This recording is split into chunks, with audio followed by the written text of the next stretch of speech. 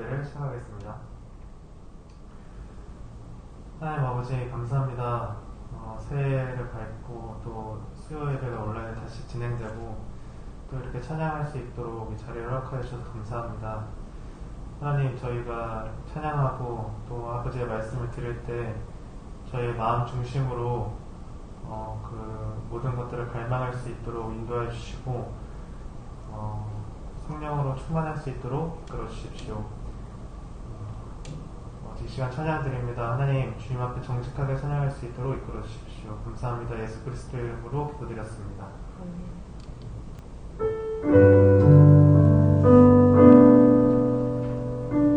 우리 함께 찬양할 때 주님을 갈망하는 마음으로 이 찬양 함께 했으면 좋겠습니다.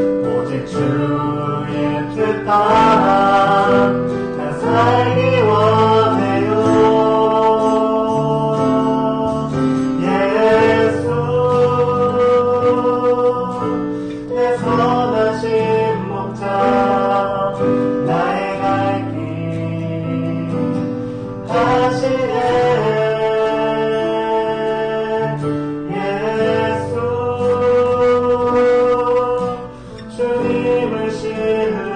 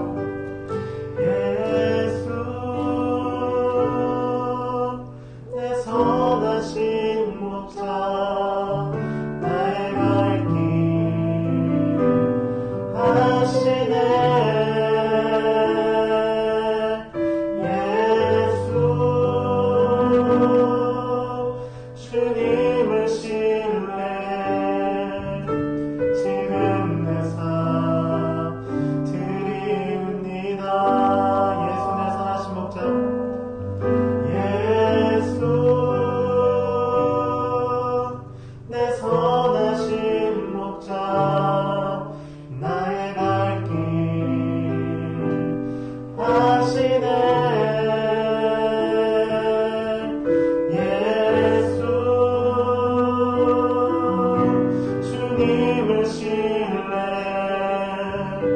지금 내 삶 드립니다. 예수 내 사신 목자 예수 내 선하신 목자 나의 갈 길 하시네. 예수 주님을 신뢰 지금 내 삶 드립니다. 지금 내 삶 드립니다.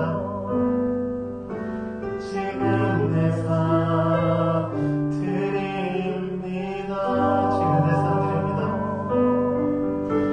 지금 내 삶 드립니다.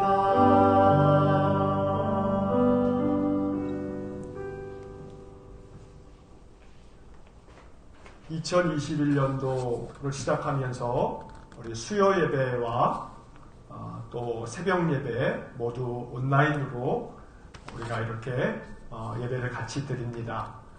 우리 참여한 우리 성도님들에게 하나님 은혜가 있기를 원하고, 우리 코로나 때문에 예배당에 나오지는 못해도 여러분들이 유튜브를 통해서 비대면으로 이렇게 함께 수요 예배를 참석하시면서 또 함께 우리가 말씀을 공부해가는 그런 은혜가 있기를 원합니다. 특별히 올해서부터는 우리 수요 예배 때 우리 청년부가 귀하게 헌신해 주어서 수요 예배 전에 이렇게 함께 찬양하는 시간을 계속 가지려고 합니다.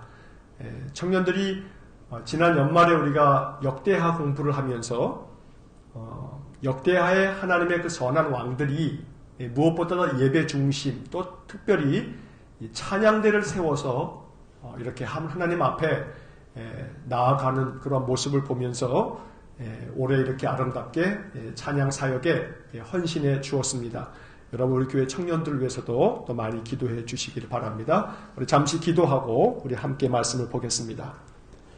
사랑이 많으신 하나님 감사합니다. 코로나로 말미암아 황폐해진 우리의 삶 속에서도 우리가 하나님 앞에 예배하기를 원해서 이렇게 매 시간마다 하나님을 찾고 하나님을 구합니다. 우리의 예배를 기쁘게 받아주시고 우리의 마음 중심이 늘 하나님을 찾고 찾음으로 유다의 아사 왕이 우리가 여호와를 찾았으므로 여호와께서 우리에게 사방의 평안을 주셨느니라 말씀한 것처럼 올 한 해도 아무리 코로나로 말미암아 힘겹고 어려운 삶이 연속되어진다 할지라도 항상 하나님 찾는 마음을 우리에게 주시고 찬양으로 또 기도로 말씀으로 더 하나님께 가까이 나아가는 은혜를 허락해 주옵소서. 올해도 어김없이 이렇게 수요일 저녁마다 이제 통독을 위한 성경, 우리 통독을 성경 공부를 계속 이어갑니다. 하나님, 오늘도 데살로니가 후서 이제 마지막 부분을 공부하면서 하나님의 말씀을 통해서 우리가 더욱더 영적으로 단련되고 그래서 믿음의 힘으로 세상의 모든 삶을 넉넉히 이겨갈 수 있도록 은혜를 내려 주옵소서.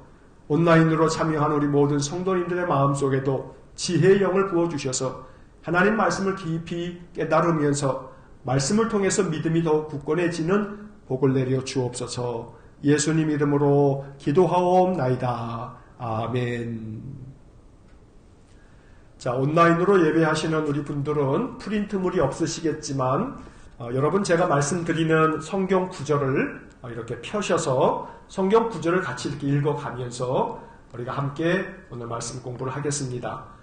지난 2, 3년 동안에 창세기서부터 해서 수요일마다 공부를 쭉 진행해 왔습니다. 그래서 우리가 수요 예배를 거의 못할 때까지 데살로니가 후서까지 왔고, 데살로니가 후서 공부를 거의 대부분 다 진행하다가 마지막 부분 조금 일부를 하지 못했습니다.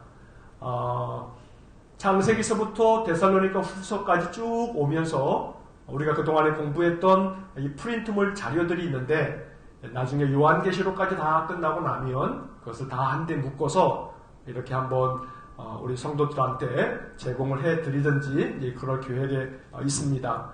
여러분, 수요일마다 대면 예배가 진행될 때는 거리상의 이유로 참여 못하셨는데 이제 비대면으로 이제 올해부터는 계속해서 온라인 방송을 진행하니까 여러분들이 온라인으로 유튜브를 통해서 계속해서 이제 나머지 부분 끝날 때까지 참여해 주시기를 바랍니다. 자, 우리 데살로니가 후서 3장을 한번 나같이 펴시기를 바랍니다. 데살로니가 후서 3장입니다.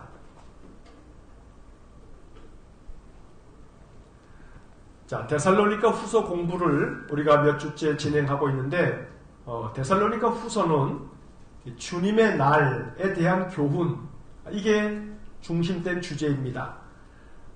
박해를 견디라 라고 하는 것도 이 데살로니가 후서의 주제가 됩니다. 사실 이 데살로니가 교회는 사도 바울이 이 세워진 그런 많은 교회들 중에서 굉장히 칭찬하였던 그런 교회입니다. 왜냐하면 이 데살로니가 교회는 정말 바울이 가르쳐주는 그런 믿음 위에 굳건하게 서서 교회를 세웠기 때문입니다. 이 데살로니가 교회에 그럼에도 불구하고 거짓 선생들이 들어가서 주님의 날에 대한 예수 그리스도의 재림에 대해서 잘못된 가르침들을 가르치는 그런 일들이 있었기 때문에 사도 바울이 데살로니가 후서를 통해서 주님의 날, 우리 예수님 다시 재림하시는 것에 대한 여러 가르침을 펼쳐준 것이 데살로니가 후서의 말씀입니다. 자, 오늘 우리 데살로니가 후서 3장의 말씀을 이제 한번 보겠습니다. 자, 데살로니가 후서 이 말씀을 통해서 이제 3장부터 3장까지 되어져 있는 짧은 말씀이 데살로니가 후서의 말씀인데, 3장의 말씀에서는 실제적인 문제들에 대한 권면이 많이 나오고 있습니다. 사도 바울은 데살로니가 교인들에게 자신을 포함한 사역자들을 위해서 기도를 해달라라고 하는 그런 부탁을 하게 되는데, 여러분 3장 1절 2절 한번 보시겠습니다. 데살로니가 후서 3장 1절과 2절 말씀입니다. 자, 1절부터 제가 보겠습니다. 끝으로 형제들아, 너희는 우리를 위하여 기도하기를 주의 말씀이 너희 가운데에서와 같이 퍼져나가 영광스럽게 되고, 또한 우리를 부당하고 악한 사람들에게서 건져주시옵소서 하라. 믿음은 모든 사람의 것이니라. 자, 마지막으로 이 데살로니가 후서 3장에서 사도 바울은 데살로니가 교인들에게 부탁을 하고 있습니다. 너희는 우리를 위하여 기도하기를 주의 말씀이 너희 가운데에서와 같이 퍼져나가 영광스럽게 되게 해달라고 기도해라. 이렇게 지금 부탁하고 있는 겁니다. 자, 이 1절 말씀에서 너희는 우리를 위하여 기도해라, 기도해 주십시오 라고 말하고 있습니다. 여기서 우리가 배워야 할 귀중한 교훈이 하나 있습니다. 자, 사도 바울입니다. 여러분, 사도 바울이 영적으로 얼마나 성령 충만한 그러한 사역을 감당하고 있는지 우리가 이 바울 서신을 통해서 잘 압니다. 그런데 이 위대한 사도였던 바울도 데살로니가 교인들한테 우리를 위해서 기도해달라 라고 부탁하고 있더라는 겁니다. 그래서 여기서 우리가 중요한 것은 항상 기도 부탁하는 거, 이건 참 귀한 신앙의 자세입니다. 사도 바울도 우리를 위해서 기도해달라 라고 이렇게 말하고 있다는 겁니다. 그러니 여러분, 누군가에게 서로 좋은 믿음의 교제를 나누고 있는 사람들에게 서로 기도해달라, 나를 위해서 기도해달라 라고 이렇게 부탁할 줄 아는 그런 마음이 있으셔야 합니다. 기도를 부탁하는 것은 바울을 통해서 우리가 배울 수 있는 소중한 믿음의 모습인 겁니다. 자, 그런데 1절 이 하반절과 2절의 말씀을 보게 되면 바울이 기도 부탁을 할 때 내가 이렇게 할 수 있게 해달라라고 하는 개인적인 부탁을 한 것이 아니고, 자, 중간에 끊겼는데 여러분 잘 나가는지 모르겠습니다. 이렇게 온라인으로 예배를 드리는 것이 사실은 참 여러 가지 많은 장애가 있습니다. 중간에 어떤 문제인지 제가 이따 끝나고 난 다음에 다시 한번 점검을 한번 해보도록 하겠습니다. 유튜브로 나가고 있어? 지금은 나가? 오케이. 잘 나가고 있답니다. 자, 어디서부터 끝났는지 제가 지금 모르겠는데, 자, 사도 바울이 데살로니가 교회에게 부탁을 하기를 주님의 말씀이 너희 가운데에서와 같이 퍼져나가서 영광스럽게 되기를 원한다 라고 이렇게 부탁한 것처럼 주님의 말씀이 우리에게서 또 다른 곳으로 퍼져나갈 수 있도록 이렇게 하는 것이 바울이 바라고 있는 바이고, 이 말씀을 통해서 주님이 우리에게 바라는 바인데, 우리에게 들어온 복음이 다른 사람들에게까지 퍼져갈 수 있기 위해서 좋은 방법은, 여러분 이렇게 신앙생활 하면서 주일날 또 말씀을 들으면서 이번 주일 말씀은 참 내 마음 가운데 은혜가 된다 하는 그런 주일의 말씀들을 여러분 유튜브에 그 밑에 보게 되면 화면 밑에 공유라고 써있는 버튼이 있습니다. 공유를 누르시면 그럼 주소가 이렇게 나오는데 그것을 복사를 해가지고 복사 버튼을 딱 누른 다음에 그 다음에 여러분 카카오톡에다가 붙여놓기를 딱 해서 사람들에게 보내면, 그러면 이 유튜브 영상이 그들에게 전달이 됩니다. 그러니까 하나님 말씀 전하는 것이 옛날보다 훨씬 더 쉬워졌습니다. 내가 비록 만나서 전하지 않아도 이렇게 말씀들을 공유할 수 있는 디지털 세상이기 때문에 우리가 훨씬 더 주님의 말씀이 퍼져가도록 하는데 훨씬 더 쉽다라고 하는 것입니다. 그래서 바울이 우리에게 부탁하는 이 귀한 이 바울의 기도 제목을 우리가 이루어 드릴 수 있기를 또 원합니다. 자, 데살로니가후서 3장 2절 말씀을 보시면, 또한 우리를 부당하고 악한 사람들에게서 건지시옵소서 하라. 이게 바울의 기도 제목이었습니다. 바울이 데살로니가 교인들에게 부탁하고 있습니다. 우리를 부당하고 악한 사람들에게서 건져달라고 기도해달라라고 말하고 있습니다. 자, 이렇게 바울이 말하는 것은 여러 가지 배경이 있지요. 왜냐하면 바울이 전도 사역을 펼치기 위해서 여러 이 선교를 쭉 진행하는 과정 속에서 바울이 많은 박해를 당했습니다. 우리가 고린도 후서를 보게 되면 바울의 그 고난이 가득한 사역의 여정들을 볼 수가 있습니다. 40에 하나 감한매를 맞았고 또 굶주렸고 배가 파손됐고 수없는 그런 박해와 핍박을 당했습니다. 그런데 그것이 부당한 경우가 참 많았습니다. 악한 사람들이 정말 동네를 옮겨간 곳까지 따라와서 바울을 고통스럽게 하면서 복음 전하는 일에 방해를 했습니다. 그래서 바울은 우리를 부당하고 악한 사람들에게서 건져달라라고 이렇게 기도하고 있는 겁니다. 자, 바울의 복음 사역뿐만이 아닙니다. 이 말씀은 우리의 기도가 되어야 하고 우리가 우리 주변 사람들을 위해서 기도할 때에도 이렇게 기도해야 합니다. 하나님, 우리 가족들 이 세상에 살아갈 때 부당하고 악한 사람들에게서 건져주십시오 라고 기도할 수 있어야 합니다. 또한 우리가 우리 주변의 사람들을 위해서 기도할 때 바울이 지금 기도해달라고 요청하는 것처럼 세상에 우리가 생각했던 것보다 훨씬 더 악한 사람들이 많습니다. 나도 모르는 사이에 사기를 당할 수도 있고요. 또 낭패를 볼 수가 있습니다. 세상에 많은 악한 사람들로부터 우리를 건져달라고 하는 이런 바울의 기도, 이것을 우리가 배울 수 있기를 간절히 바랍니다. 자, 2절 맨 끝에 보시면 믿음은 모든 사람의 것이 아니니라 라고 말하고 있습니다. 이 부분의 말씀은 새번역 성경의 번역을 보면 이렇게 되어 있습니다. 사람마다 믿음을 가지고 있는 것이 아닙니다. 또 공동번역을 보면 모든 사람이 다 신앙을 갖고 있지는 않습니다. 자, 이 이야기를 우리가 이렇게 묵상하다 보면 이런 생각을 갖게 됩니다. 믿음은 모든 사람의 것이 아니다. 새번역 번역으로 사람마다 믿음을 가지고 있는 것이 아니다. 모든 사람이 다 신앙을 갖고 있지는 않다. 결국 그렇기 때문에 이 세상 속에서 참으로 부당하고 악한 사람들이 믿음을 가지고 있지 않기 때문에 더더욱이 악을 행하거나 부당하게 행하는 일이 많기 때문에 하나님께서 건져주시지 않으면 우리가 이 세상에서 너무나 그 부당한 자들 때문에, 악한 자들 때문에 고통을 당해야 하니 하나님 우리를 건져주십시오 라고 기도하라는 겁니다. 또 한편에서는 이 말씀을 교회 안에서 생각해보면 여러분 이 말씀이 더 마음에 와닿습니다. 믿음은 모든 사람의 것이 아니다. 바울은 지금 세상 사람들에게서 모든 사람들이 다 믿음을 갖고 있는 것은 아니다라고 이야기하는 거지만 좁은 의미로 보자면 교회 안에 있는 사람이라고 해서 다 믿음이 있는 거 아닙니다. 믿음은 모든 사람의 것이 아니다 라고 하는 이 2절 마지막 부분을 이렇게도 해석할 수 있는 겁니다. 교회 안에 있다고 해서 믿음은 모든 교회의 사람들이, 모든 교인들의 것이 아니다 라고도 읽을 수 있는 겁니다. 여러분, 교인들이 다 믿음 있는 거 아닙니다. 또 직분자가 다 믿음 있는 거 아닙니다.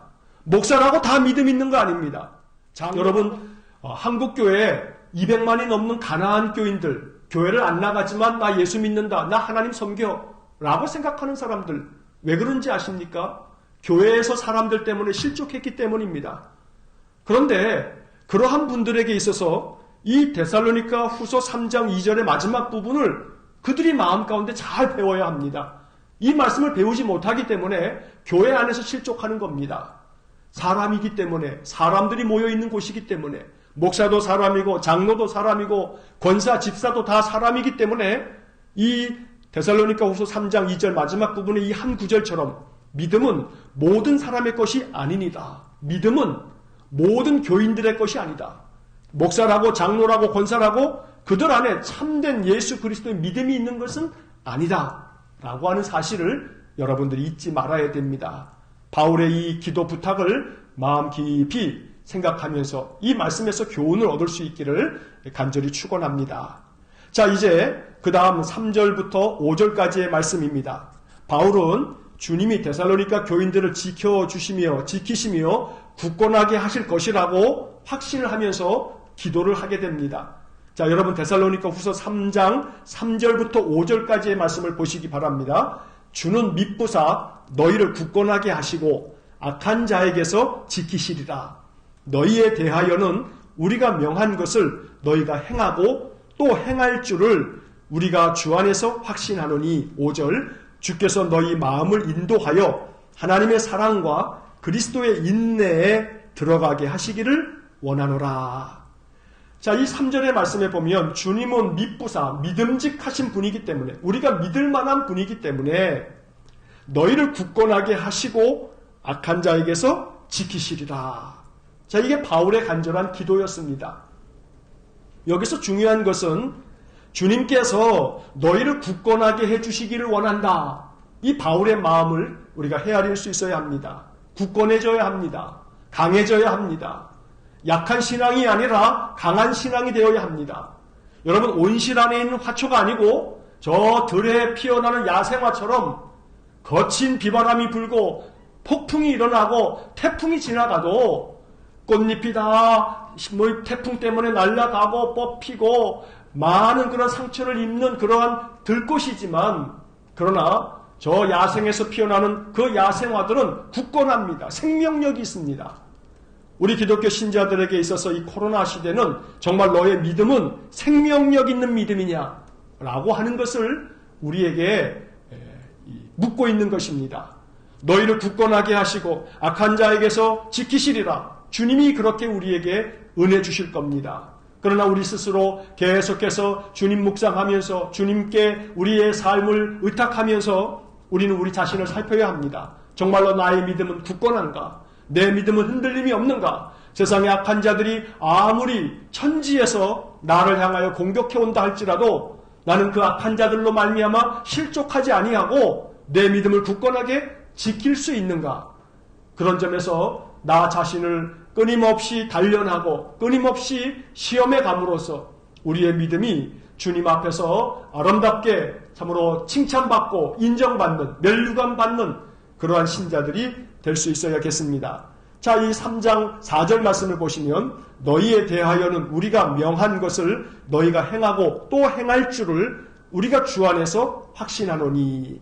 자, 바울은 마음 가운데 데살로니가 교인들에 대한 신뢰가 있었습니다. 우리가 명한 것을 너희가 행하고 또 행할 줄을 주님 안에서 우리가 확신한다.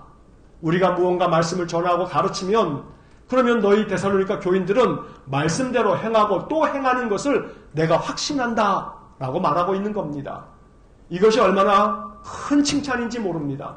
여러분 생각해 보십시오. 목사가 목회를 하는데 자기 교인들이 목사가 말씀을 가르치면 그 말씀을 가르친 대로 행하고 또 행할 것이라고 목사가 정말로 확신할 수 있다면 그 교회는 정말로 귀하고 아름다운 교회가 아니겠습니까? 바울이 지금 데살로니가 교인들을 향해서 그런 마음을 가지고 있는 겁니다. 너희들은 우리가 가르치고 우리가 명한 것들을 행할 뿐만 아니라 또 행하는 것을 내가 확신한다. 이렇게 말하고 있습니다. 우리 일산광교회 성도들이 그와 같기를 간절히 원합니다. 말씀을 우리가 함께 묵상하면서 그 말씀을 통해서 영적 교훈을 얻으면 그 말씀을 가지고 행하고 또 행할 줄 아는 그런 믿음의 신자들 될 수 있기를 간절히 축원합니다. 그래서 우리의 믿음이 정말 5절의 말씀처럼 주께서 너희 마음을 인도하여 하나님의 사랑과 그리스도의 인내에 들어가게 하시기를 원하노라. 여러분, 여기 5절의 말씀에서 하나님께서, 주님께서 너희 마음을 인도하여 주셔서 어디에 들어가기를 원한다고 말하고 있냐면 하나님의 사랑과 그리스도의 인내에 들어가기를 원한다 라고 말하고 있습니다. 자, 그 앞부분에 하나님의 사랑은 이해하기가 쉽습니다. 주님이 우리의 마음을 인도하셔서 그 하나님의 사랑 안에 거할 수 있도록, 그 하나님의 사랑 가운데서 살아가도록 그렇게 인도해 주시기를 우리가 바라는 겁니다. 그런데 그 다음에 이어지는 그리스도의 인내에 들어가기를 원한다. 이 말씀이 참 소중한 말씀입니다. 그리스도의 인내라고 표현되어져 있습니다.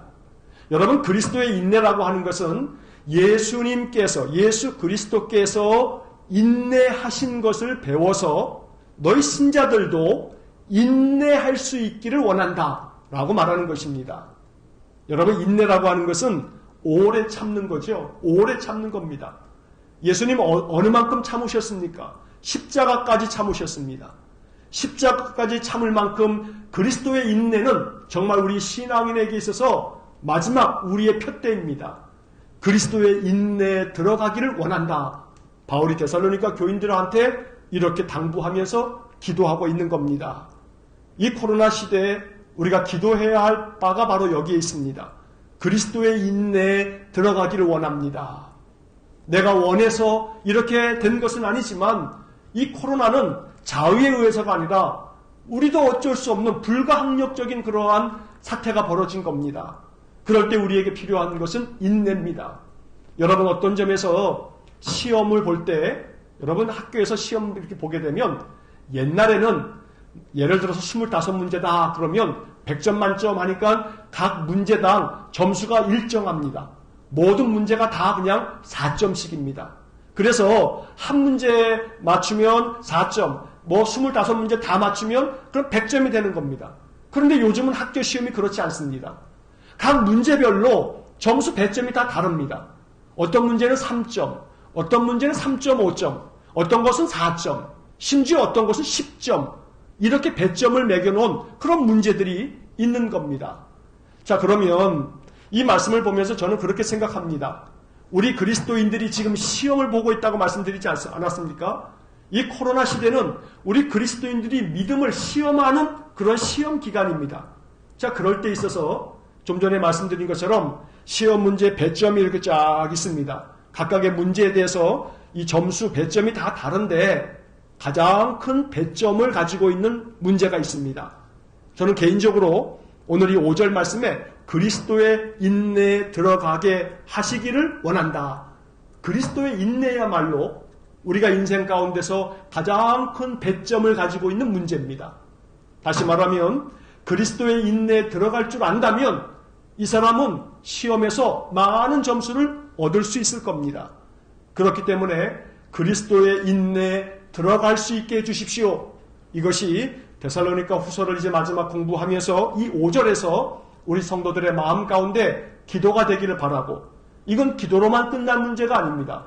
우리의 삶 속에서 이제 직접 이 그리스도의 인내를 우리가 스스로 행해야 하는 것입니다. 여러분들의 삶의 모든 어려움들 앞에서 인내하면서 기도하면서 견디어내고 참아내고 하나님 나에게 힘 주십시오. 능력 주십시오. 이 모든 고난과 역경들을 내가 잘 견디어내면서 인내하면서 이겨나갈 수 있게 해주십시오. 그래서 이 코로나가 다 지나갈 때까지 이후에 또 코로나보다 더한 인생의 어려움이 있다 할지라도 그리스도의 인내를 이번에 우리가 단단히 배워서 어떠한 인생의 그 고난과 역경도 잘 견디어내고 이겨나갈 수 있는 그러한 굳건한 신자가 될 수 있기를 간절히 축원합니다. 자, 이제 6절서부터 15절까지의 말씀에서는 사도 바울은 그저 규모 없이 게으르게 행하는 자들에 대해서 책망하는 말씀들이 나옵니다. 자, 여러분 7절 말씀을 한번 보시기 바랍니다. 7절부터 9절까지의 말씀을 먼저 보겠습니다. 7절 말씀, 데살로니가 후서 3장 7절입니다.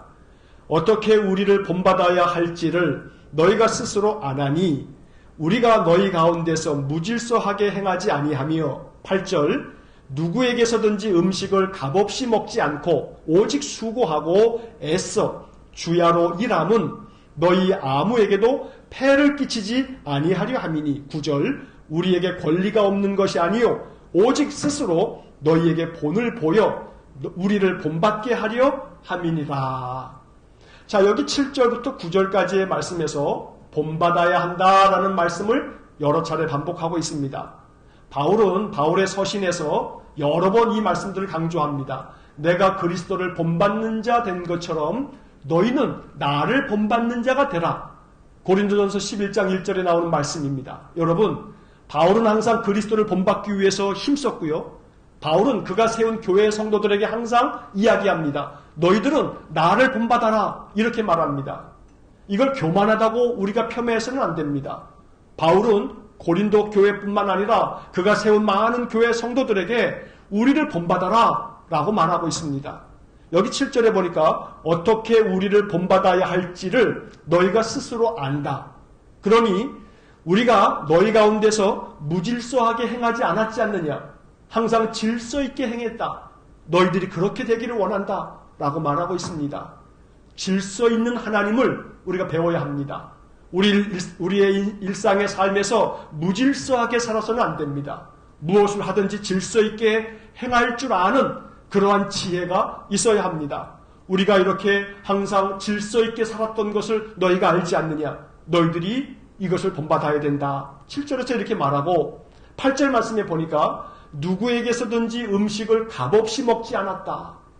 이 말은 다른 사람들에게 폐를 끼치지 않았다는 겁니다. 그저 공짜로 먹는 것에만 그냥 좋아하면서 그런 것 추구하지 않았다는 겁니다. 그래서 바울은 8절 마지막에 보니까 너희 아무에게도 폐를 끼치지 아니했다고 말하고 있습니다. 그러니 너희도 다른 사람에게 폐 끼치지 마라 라고 말하는 겁니다. 그래서 우리가 바울의 선교를 자비량 선교 이렇게 말합니다. 자기 스스로가 장막 짓는 일을 하면서 거기서 수입을 얻어서 선교 사역의 그 모든 비용들을 감당할 만큼 바울은 철저하게 아무에게도 폐를 끼치지 않는 그런 삶을 살았던 겁니다. 그리고 데살로니가 교인들에게 말합니다. 너희들 나를 본받는 거 뭘 본받아야 할지 알지 않느냐. 우리들이 무질서하게 행하지 않았고 아무에게도 폐를 끼치지 않은 거 너희 알지 않느냐. 그러니 너희들도 그와 같이 살아야 한다라고 가르쳐주고 있는 겁니다. 안타까운 것은 이 코로나 시대에 우리 교회가 너무나 많이 세상 사람들한테 지탄을 받습니다. 세상으로부터 우리 교회가 정말 상식적이지도 못하다라고 하는 그런 비난을 받는 그런 경우들이 종종 있습니다. 모든 교회가 그런 것은 아닙니다. 일부 교회가 정말로 여러 가지 방역 당국에서 이렇게 하라라면 그 지침대로 잘 준수하는 그런 교회가 되어져야 되는데 그렇지 못한 경우가 종종 있어서 온 기독교회가 다 잘못된 사람들인 것처럼 인식되어지는 그런 안타까움이 있습니다. 물론 언론의 문제도 있고 그렇습니다만 그러나 그들 탓이라고 탓하면 안 됩니다. 우리 스스로가 더 삼가고 더 잘 지혜롭게 살펴서 아무에게도 폐를 끼치지 않는 그런 바울의 이 교훈을 잘 배울 수 있어야겠습니다. 최소한 우리 일산은광교회 성도들이 이렇게 말씀을 배우면 이 말씀을 곰곰이 마음속에 묵상하고 또 이 말씀을 통해서 우리가 어떻게 행해야 하는지 더 깊이 배워서 우리가 우리 주변 사람들에게 폐를 끼치지 않는 그러한 질서 있는 아름다운 삶을 살아갈 수 있게 되기를 간절히 원합니다. 자, 9절을 보니까 우리에게 권리가 없는 것이 아니요 오직 스스로 너희에게 본을 보여 우리를 본받게 하려 함이니라. 자, 이 말은 사도 바울이 사도로서 교회를 세우고 교회 성도들에게 하나님 말씀을 전하고 그들을 믿음 안에 굳건하게 세워가는 것은 예루살렘 교회의 사도들이 교회를 통해서 성도들이 공개하는, 성도들이 제공해주는 그러한 여러 가지 것들을 가지고 그들이 생활을 하면서 사역을 감당하는 그러한 일들이 있었기 때문에 우리에게 권리가 없는 것이 아니다. 우리도 예루살렘의 그 사도들처럼 성도들로부터 도움을 얻어서 사역을 할 수 있다. 하지만 오직 스스로 너희에게 본을 보이려고 이렇게 아무에게도 폐를 끼치지 아니하고 음식을 값없이도 먹지 아니하고 이렇게 우리가 사역을 하고 있는 것이다 라고 바울이 말하고 있는 것입니다. 권리가 있다 할지라도 권리가 없는 것이 아니다 라고 말합니다. 권리가 있다. 권리가 있지만 그 권리를 주장하지 않고 너희들에게 본을 보이려고 이렇게 사역을 하고 있다. 바울이 말하고 있습니다. 비록 나에게 권리가 있지만 권리를 주장하는 것만이 능사가 아니고 그것이 하나님 앞에 어떤 것이 더 덕이 되겠는가 라고 하는 것을 지혜롭게 살펴서 주님께서 기뻐하실 모습으로 우리의 삶을 늘 삼갈 줄도 알고 또 지혜롭게 행할 줄 아는 그러한 믿음이 우리 안에 있기를 간절히 원합니다. 자, 이어지는 10절서부터 12절, 13절까지의 말씀을 보겠습니다. 10절 말씀을 보시면 우리가 너희와 함께 있을 때에도 너희에게 명하기를 누구든지 일하기 싫어하거든 먹지도 말게 하라 하였더니 11절 우리가 들은즉 너희 가운데 게으르게 행하여 도무지 일하지 아니하고 일을 만들기만 하는 자들이 있다 하니 12절 이런 자들에게 우리가 명하고 주 예수 그리스도 안에서 권하기를 조용히 일하여 자기 양식을 먹으라 하노라. 자, 데살로니가 후서 3장에서 바울은 아주 실제적인 문제들을 권면하고 있습니다. 자, 10절 말씀을 다시 보시면 우리가 너희와 함께 있을 때에도 너희에게 명령을 하지 않았냐? 누구든지 일하기 싫어하거든 먹지도 말게 하라. 여러분 굉장히 직설적인 표현입니다. 누구든지 일하기 싫으면 먹지 말라 이렇게 말하고 있습니다. 그러니 먹을 일을 해야 된다. 그저 자기의 도리를 잘 감당하고 그리고 난 다음에 자기 주장을 펼쳐라 라고 바울이 지금 말하고 있습니다. 그만큼 사도 바울에게 있어서 일하기 싫어하면서 그저 먹기는 탐하는 그러한 일이 있어서는 안 된다 라고 가르쳐주고 있습니다. 자, 11절 말씀을 보니까 우리가 들은즉 너희 가운데 게으르게 행하여 도무지 일하지 아니하고 일을 만들기만 하는 자들이 있다 하니 데살로니가 교회가 굉장히 칭찬받는 교회였습니다만 그러나 그 중에 또 일부 사람들은 또 여러 가지 일만 만드는 사람, 문제만 만드는 사람도 있었다고 말하고 있습니다. 그래서 이 11절 말씀을 나에게 주시는 말씀으로 한번 깊이 생각해 봐야 합니다. 게으르게 행하면서 도무지 일하지 않으면서 일만 만드는 사람들 혹시 나는 그 중에 포함되지는 않는지 내가 그런 사람은 아닌지 한번 돌아봐야 합니다. 물론 그렇지는 않겠습니다만 이 말씀을 통해서 결국은 우리가 뭘 행해야 합니까? 게으르게 행하지 말라는 겁니다. 일만 만들지 말고 게으르게 행하지 말고 부지런히 힘써서 그 누구에게도 폐를 끼치지 않으면서 그리스도인으로서 고상한 삶을 살아가라고 말하고 있는 것입니다. 민폐라고 하지 않습니까? 우리 교회가, 우리 기독교 신자들이 세상 사람들로부터 민폐가 되어서는 안 됩니다. 일을 만들기만 하는 사람이 되어서는 안 됩니다. 오히려 일을 만드는 자가 아니라 일을 해결하는 사람. 어떤 문제가 발생하더라도 그 문제를 잘 정리하고 해결할 줄 아는 사람. 문제를 잘 마무리할 줄 아는 사람. 그게 바로 기독교인이 되어야 합니다. 그저 일만 잔뜩 만들어 놓고 해결도 하지 못할 거면서 잔뜩 일만 만들어서 주변 사람들에게 민폐만 끼치는 사람들. 만약 그러한 사람들이 기독교인이 된다면 이게 얼마나 비난받을 만한 그러한 일입니까? 이것이 우리 기독교 신자들에게 있어서 정말 깊은 도전이 되어야 하는 것입니다. 여러분 최근에 뉴스를 보시게 되면 이슈가 되는 것들이 있죠. 어린아기 우리 정인이 데려다가 이렇게 그 아이를 입양해가지고 그 부모가 그 아이를 얼마나 학대합니까?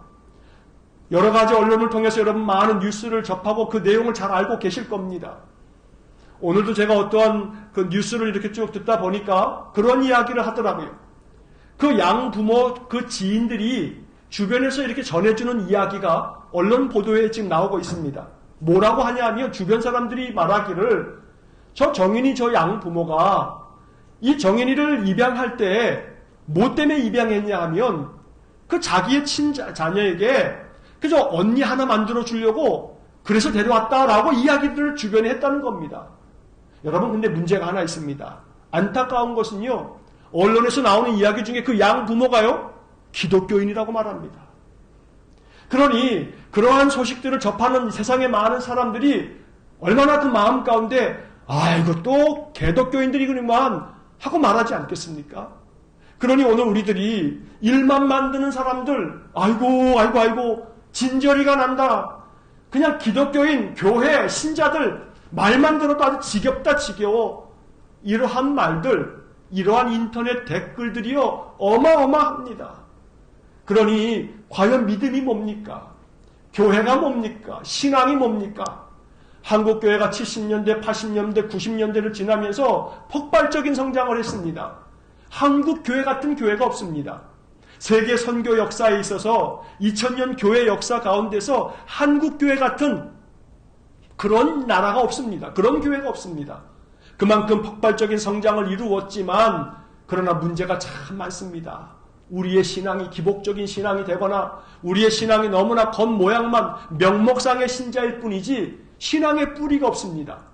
또 신앙이 있는 것처럼 보이지만 그 신앙이 말씀 위에 세워져 있는 신앙이 아닙니다. 말씀이 없습니다. 말씀을 제대로 알지 못합니다. 알아도 지식에 불과합니다. 그저 말씀에 대해서 입으로 떠드는 것을 기가 막히게 잘할지 몰라도 말씀대로 살아가는 말씀과 삶이 없습니다. 자, 그러다 보니 이렇게 정인이 그 양부모처럼 욕을 먹는 겁니다. 아이를 입양을 했으면 내 친자식같이 그렇게 여기면서 잘 양육했어야 하지 않습니까? 그러나 얼마나 구박을 하고 박대를 하고 또 폭행을 저지르고 그 아이가 죽을 때까지 그렇게 내버려 두는 그러한 못된 자가 기독교인이더라 라는 이야기가 언론을 통해서 퍼져가고 있습니다. 자, 여기 이 본문의 말씀을 통해서 결국 사도 바울이 이렇게 여러 가지 표현에 있어서는 제한됩니다만 이런 말씀들을 보면서 우리 기독교 신자들이 아까 8절 말씀에서 보았던 것처럼 아무에게도 폐를 끼치지 아니하는 그러한 삶을 살아가는 것, 그러한 믿음을 갖는 것, 이것이 얼마나 필요한지 모릅니다. 자, 여러분 12절 말씀을 보겠습니다.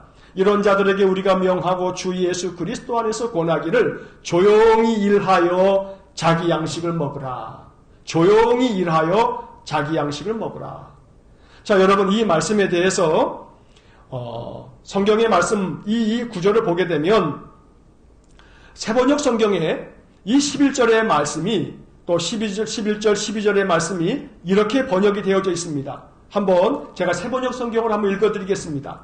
바깥 사람을 대하여 품위 있게 살아가야 하고 또 아무에게도 신세를 지는 일이 없도록 해야 할 것입니다. 자, 이것이 11절의 말씀, 바로 이 세번역 성경의 번역입니다. 자, 바깥 사람을 대하여 품위 있게 살아가야 한다라고 말합니다. 아무에게도 신세를 지는 일이 없도록 해야 한다. 자, 공동번역 성경을 보면요, 이 번역이 더 마음에 와 닿습니다. 교회 밖의 사람들에게도 존경을 받게 되고 남에게 신세를 지지 않게 될 것입니다. 믿음의 사람은 그렇다는 겁니다.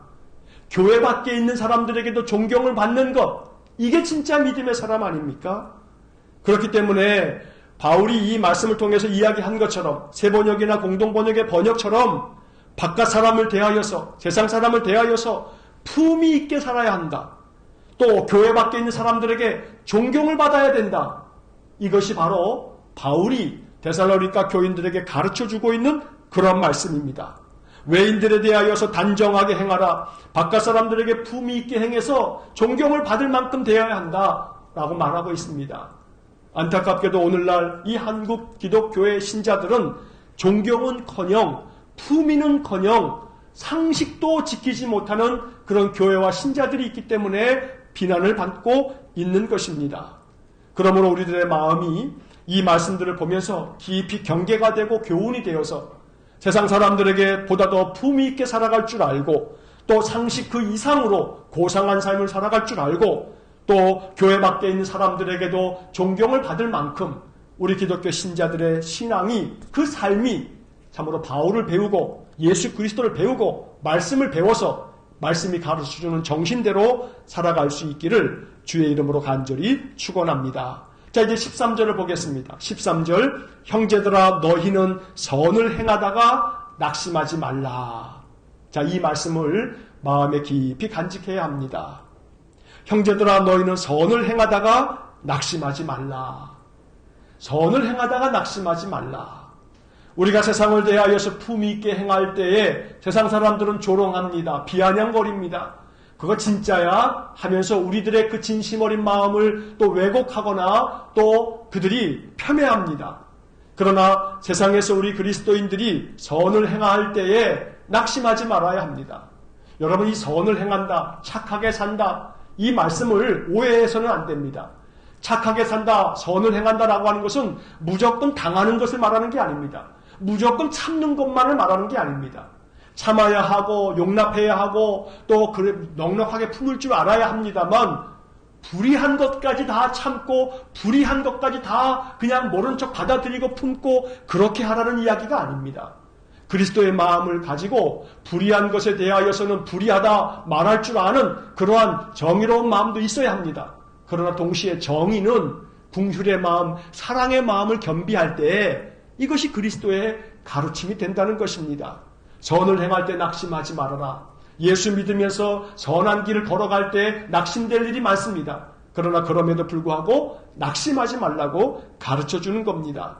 이러한 말씀은 바울이 그의 서신에서 여러 번 강조합니다. 대표적으로 갈라디아서 6장 9절 말씀을 보면 우리가 선을 행하되 낙심하지 말지니 포기하지 아니하면 때가 이름에 거두리라. 이런 말씀도 나옵니다.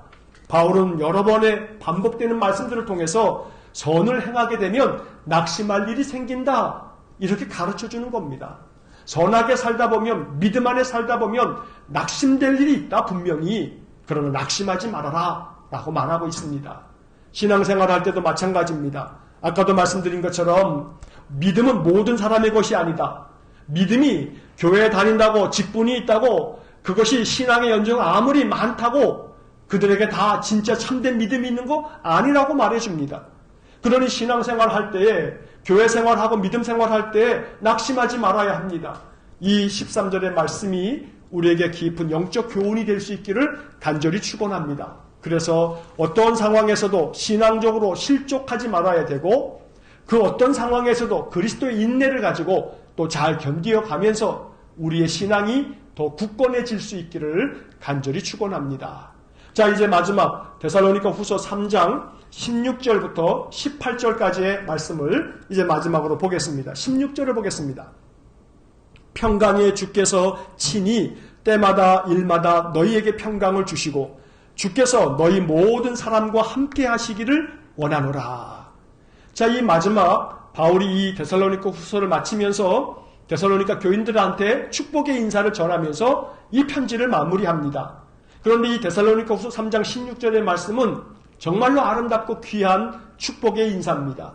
평강의 주님께서 친히 때마다 일마다, 이게 참 얼마나 아름답습니까?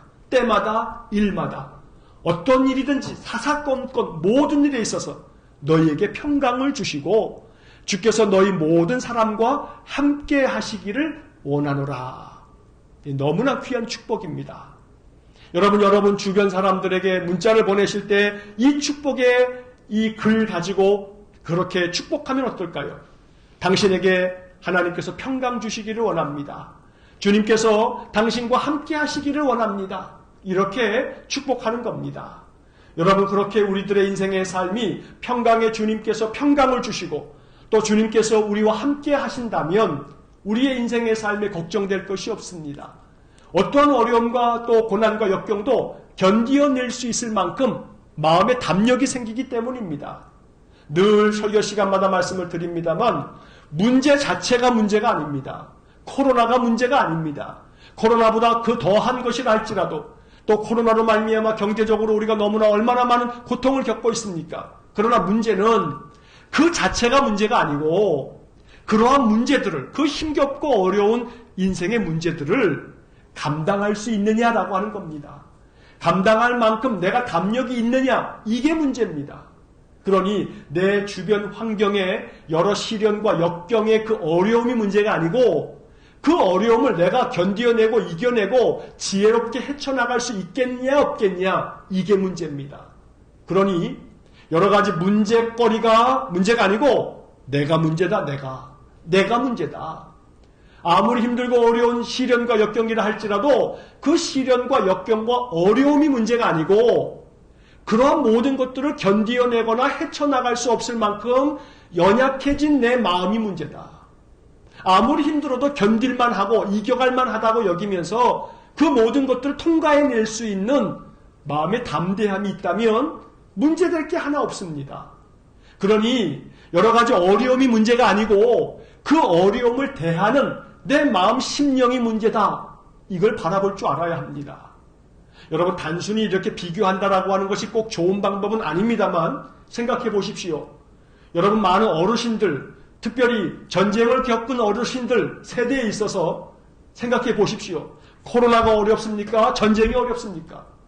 여러분 6.25 전쟁이 어려운 겁니까? 코로나가 어려운 겁니까? 코로나로 말미암아 죽음의 공포가 위험이 우리에게 늘 상존해 있기 때문에 불안하고 염려하는 것, 또 그것 때문에 경제적으로 너무나 큰 고통을 겪고 있는 것 힘겨운 문제입니다. 어려운 문제입니다. 그러나 여러분 전쟁만 하겠습니까? 전쟁만 하겠습니까? 우리 이 땅에 70년 전에 그 전쟁으로 말미암아 이 천하가, 이 삼천리 반도가 완전히 피투성이가 됐습니다. 그렇다 한다면 여러분 그 전쟁까지도 다 통과하면서 살아왔습니다. 살아냈습니다. 우리의 부모님 세대, 우리 할머니, 할아버지 세대가 그 모든 것들을 견디고 이겨냈습니다. 자, 그렇다면 문제는 그렇게 단순히 비교할 수 있는 문제가 아니라고 하실지 모르겠지만 우리의 인생의 삶에서 세대마다 어려움이 있기 마련입니다. 우리 조부모 세대, 우리 부모 세대에 있어서는 전쟁이라고 하는 그 어려움, 그 극심한 고통을 겪어야 하는 세대가 있었던 반면에 오늘 우리 이 현재 세대는 코로나와 같은 이러한 극심한 어려움들을 겪고 있는 겁니다. 자, 문제는 이 모든 문제들을 견디어낼 만큼 우리의 심령이 강인하냐, 굳건하냐, 여기에 문제가 있는 겁니다. 그러니 바라고 원하기는 주님의 평강이 우리의 마음을 주장하면 주님이 나와 함께 하신다는 것을 굳게 믿으면서 견디어내야 합니다. 아까 말씀드렸죠. 시험 문제에 있어서 배점이 다 다른데 많은 높은 배점을 가지고 있는 게 뭐라고 했습니까? 그리스도의 인내.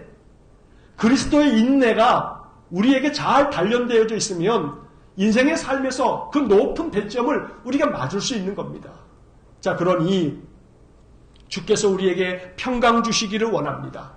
주님이 우리와 함께 계신다는 그 임마누엘, 하나님의 임재, 그 임재를 우리가 느낄 수 있기를 원합니다. 그래서 그 임재에 충만해져서 우리 주님과 함께 어떤 것도 이겨나갈 수 있는 놀라운 축복이 있기를 간절히 축원합니다. 마지막 17절 18절에서 나 바울은 친필로 문안하노니 이는 편지마다 표시로서 이렇게 쓰노라. 18절 우리 주 예수 그리스도의 은혜가 너희 무리에게 있을지어다. 항상 우리 주님의 은혜가 우리 일산공교회 모든 성도들에게 또 이 예배에 참여하는 우리 모든 믿음의 권속들에게 충만하기를 간절히 축원합니다. 자, 이제 오늘로서 데살로니가 후서를 마칩니다. 이제 다음 주 수요일에는 또 디모데전서, 디모데후서, 또 디도서, 빌레몬서 이렇게 계속해서 말씀 공부를 이어갈 것입니다. 여러분들이 수요일 저녁에도 이렇게 뭐 오늘처럼 중간에 이 방송의 중간에 이렇게 또 끊기는 그런 일이 있었습니다만 또 그런 일이 좀 없도록 제가 다 이 시스템들을 한번 또 점검해 보겠습니다. 항상 말씀 안에 거함으로써 말씀을 통해서 우리의 믿음이 굳건하게 서기를 간절히 축원합니다. 제가 한번 기도하고 우리 청년들과 함께 또 함께 찬양하시면서 이제 오늘 예배를 마치겠습니다. 기도하겠습니다. 사랑과 자비가 풍성하신 하나님, 우리의 인생의 삶에서 그리스도께서 우리와 함께 계시고 우리에게 평강 주심으로 우리의 인생의 삶, 그리스도의 인내를 가지고 견디게 하시고 이기게 하시고 이 모든 코로나의 이 광풍을 잘 통과해 갈 수 있도록 은혜 주시기를 원합니다. 우리 그리스도인들이 늘 예수 그리스도의 말씀으로 무장되어서 더욱더 강인하고 굳건하게 우리의 믿음을 세워서 이 인생의 모든 삶을 이겨나갈 수 있도록 은혜를 내려 주옵소서. 그리스도인들이 세상 사람들에게 폐를 끼치지 아니하고 그들에게 존경을 받을 뿐 아니라 세상 사람들에게 품위 있게 행함으로 말미암아 세상 사람들이 그리스도인들과 교회를 바라보면서 저들의 삶이야말로 참으로 우리가 본받을 만하다라고 그렇게 말할 만큼 우리가 바울에게서 배워서 그리스도의 참된 믿음의 정신을 가지고 인생을 살아갈 수 있도록 은혜를 내려 주옵소서. 날마다 우리 믿음의 성도들이 굳건하게 설 수 있도록 우리 주님 축복하여 주옵소서. 이제는 우리 주 예수 그리스도의 은혜와 하나님 아버지의 극진하신 사랑과 성령의 교통하심이 날마다 믿음 안에 굳건하게 서서 말씀 위에 굳건하게 서서 인생의 모든 삶 잘 헤쳐나가기를 소원하는 우리 모든 믿음의 성도들 위해 영원토록 함께 하시길 축원하옵나이다. 아멘.